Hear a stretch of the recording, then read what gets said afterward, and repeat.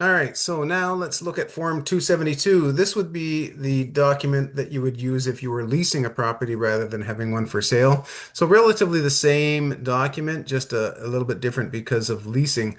So again, we've got the MLS or exclusive that you get to initial, and you go down and you fill in the information here, the length of the listing agreement. Over here, you look at whether the listing agreement is longer than, what does it say? Landlord acknowledges the length of listing period is negotiable, and the listing brokerage, and then maybe subject to minimum requirements, the real estate board. So basically, they have to sign here that says that the time is negotiable. The current real estate board minimum is 60 days, so it's always better to have your agreement longer than 60 days. Here we put down what the price of the lease is going to be, say $2,500. And then we scroll down and we say that the seller represents and warrants that the landlord is not a party to any other listing agreement. So the initial here.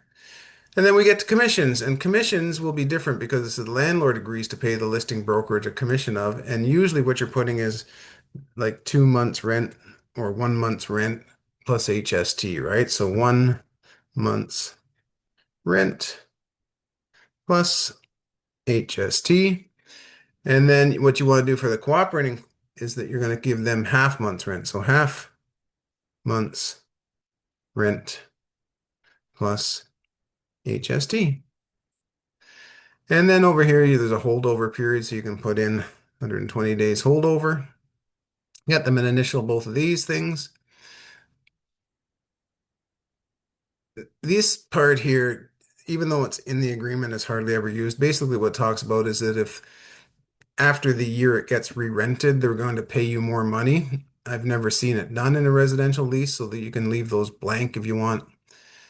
And you scroll through, got initials on the bottom here, the initials where it does not, and have them sign everything, declare your insurance and signatures, and have them acknowledge it.